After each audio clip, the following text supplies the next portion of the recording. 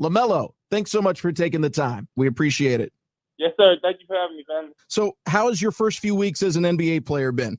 No, it's been real cool. Yeah, it's been going well. Is everything as you expected it to be outside, of course, of COVID-19? Yeah, that's pretty much what I was going to say. Then I kind of got stuck with the COVID part. So I ain't really expect that. But other than that, yeah. Is there one thing that maybe surprised you because it wasn't exactly what you thought it would be playing in the NBA? Nah, not really. Even the triple-double? Yeah.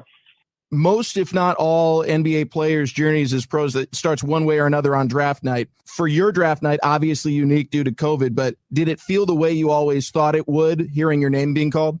Yeah, I actually liked it way better because I was able to be home with my family and stuff and be where I'm from. So I liked it way better other than the, how they usually do it. Because I was at the other one, too, because my brother got drafted, and I experienced that one, too. So, and I like mine better. Some draftees get really emotional for a variety of reasons on draft night. Onyeka Okongwu, your high school teammate at Chino Hills, no doubt he was thinking of his brother who tragically passed away way too soon, and he wears his jersey number. Obi Toppin being an under-recruited guy out of high school going to lottery pick. Many players have that. You seemed overjoyed, but not overly emotional. Why do you think that was? Not pretty much just me being me and knowing me. I mean, I knew I was going to be in this position for a long time now, so just being there and getting your name called, it's more of a joy than, anything sad or anything like that. So, yeah, I was just happy. When you heard Charlotte was the team, what was the first thought that went through your mind? I was just ready. I was just happy I got called, honestly. I mean, anywhere I went, I had a great positive attitude going into it, so I was happy. But then here in Charlotte, I was like, oh, Charlotte, I know I already had some boys on the team too, so I was like, oh, yeah, it's going to be fun. And I already knew what type of, team it was. So, yeah, I was happy to come there. And then Jordan as the boss and stuff and just all the coaching. And when I met him back home, do the little pre-draft stuff, it was all going real nice. So, yeah, it felt like a great fit. What's one thing you've learned about living in Charlotte that stands out to you now? Like if you were going to tell, say, LiAngelo, he needs to move to Charlotte because blank, what would blank be? Well, we from Cali, so probably just to buy land and stuff like that. I mean, it's way cheaper out here. Get it for a better price, so. I'm from California, too, and yes, that is true. You come here to the Queen City. How does the food compare so far? I have my cook just cooking stuff, so she really the one throwing it down out here. And she been making some real good food all the time, so I love it. You bought a house here in Charlotte. How is your place? Oh, yeah, where I'm staying at, it's cool, real calm, Not too much going on. Somewhere to lay my head, so yeah, I'll be chilling. COVID-19 means a lot of time at home. What are some of the things you have to keep you occupied? Oh, so see, even without COVID, I'm an at-home person still. So, I just be at home chilling, talk to my brothers on FaceTime, watch the movies, watch Netflix. But, yeah, most of my stuff, I just be at home chilling.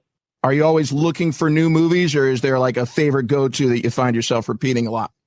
Just whatever comes out, It's a lot of series that I have going on, and then I'll finish them, and then, maybe a new one will come out, then I'll watch that, and then maybe something else will come out.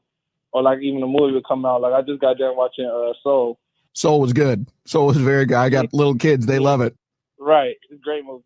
You used to be a bit of a gamer, too. Are there any video games in your place these days? Right. Yeah, I used to play games, but then it's sometimes I play them, sometimes I won't. But, yeah, now I ain't played a game in a minute. But if anything, it'd probably be Fortnite, Call of Duty, something like that, I guess.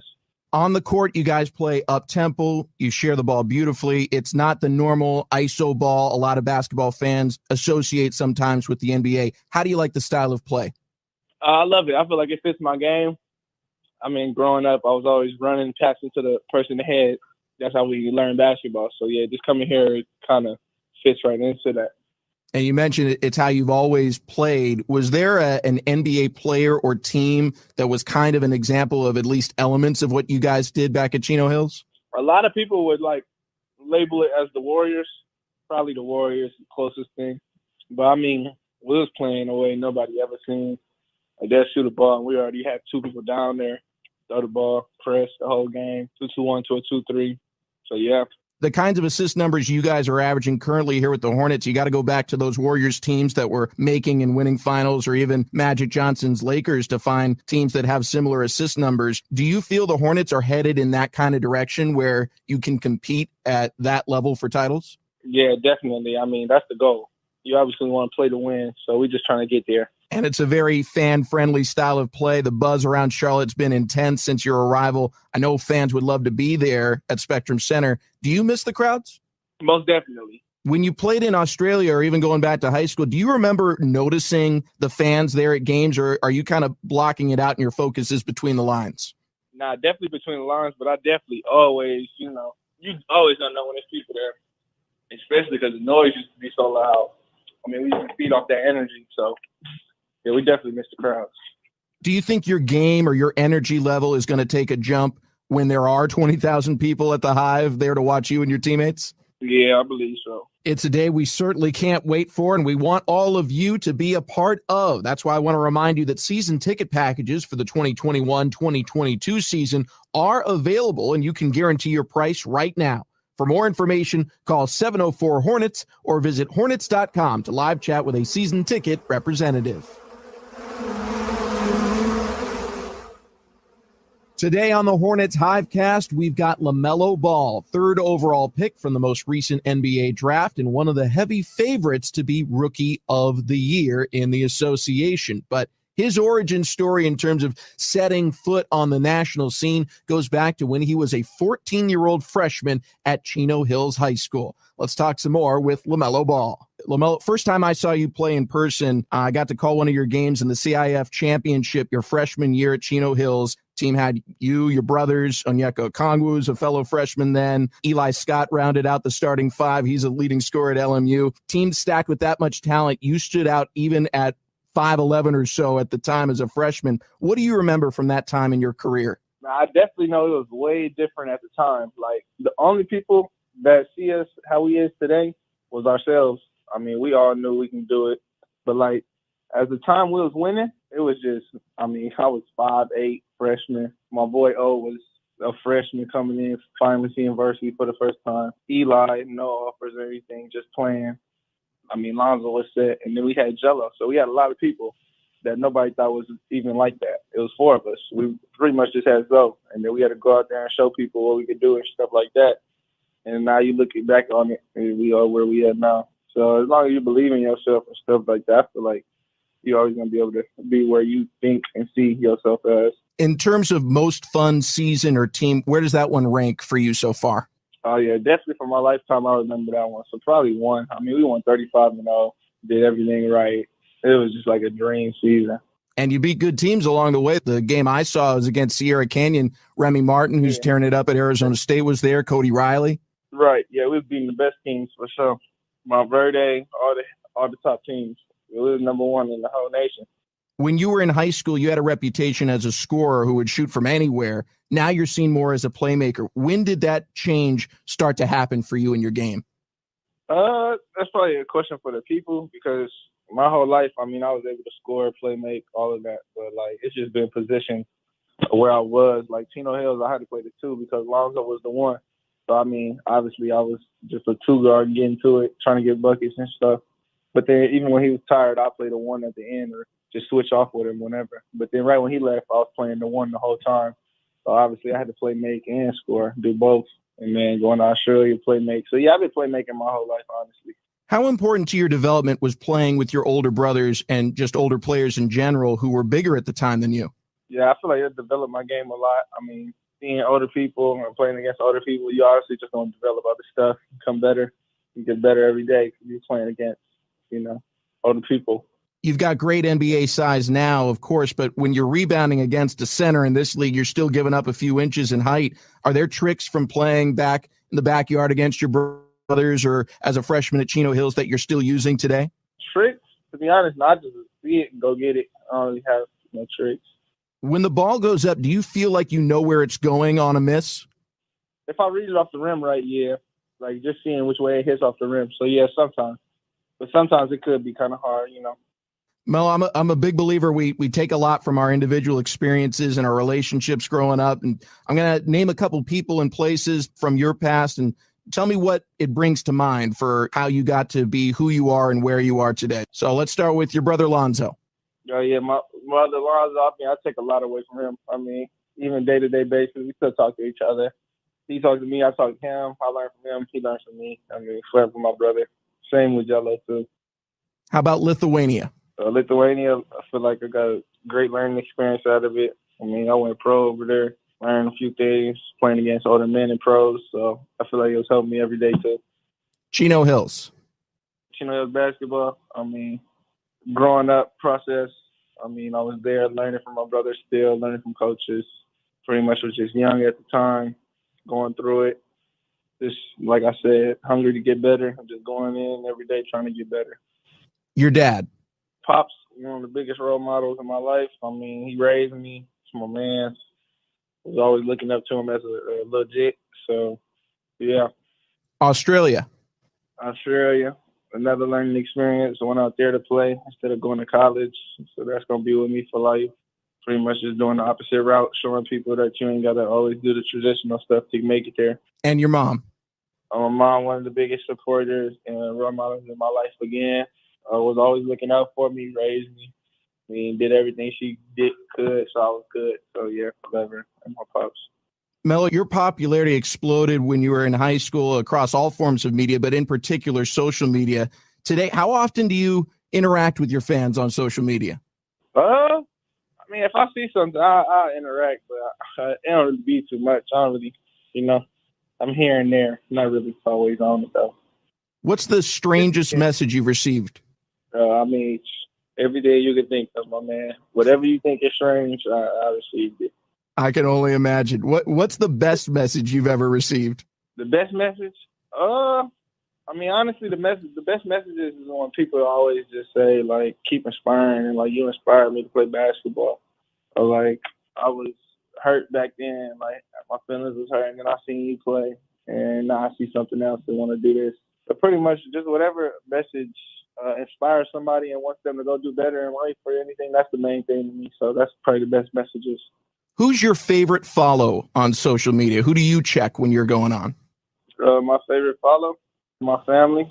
Yeah, my family. Lonzo Jello, my pops, my family. How did you pick your handle, Melo D1P? Oh, you talking about for Twitter? Yeah. It was a long time ago. My brother made it up because, my nickname Melo Dip. So, and then back in the day, he was always like, oh, you going D1 because of talent. This one I was like real young. So he just made it Melo D1P. Which brother and how old were you at the time? I was like 8, and Alonzo. Or actually, no, I might have been like 12 or something. Because I had to be older than that. I wasn't no 8. I was like 13, 12, something like that. But it was just D1 because, Dip, and I'm always number 1. So it was just D1P. But then we also was like, at the time, oh, you going D1? Because I was real young. And I committed to like UCLA. That was the whole little thing behind it. But my whole life, we already knew it was going to the NBA. Well, fans, in addition to following Melo, we encourage you to follow the Hornets on all of our social media handles, as well as through our mobile app. You can download the Hornets app onto your mobile device for access to all new features and exclusive content, including the Hornets Hivecast. You don't want to miss the new game day experiences for every game this season as well, which give you information and digital activations available only through the Hornets app. Very thankful to have Hornets rookie sensation Lamelo Ball with us here today on the Hornets Hivecast. For our third and final segment, let's talk about his future on the court and how he sees the game. When you're playing the game and you're making a decision, you got the ball in your hand, you're deciding where to pass or dribble or whatnot, do you react to what the defense does, or are you making them do what you want them to do? Like if you're looking in one direction, knowing the defense is going to do something, and so you know your next move ahead of time. So shorter version, do you react super fast to what your opponent's doing, or do you feel like you're 2 steps ahead and you're manipulating them? I'm going to say both. Because the defense could always switch it up and do something random that you wasn't expecting, and you would just have to be quick with it. So definitely both. But most of the time, it's definitely the second one.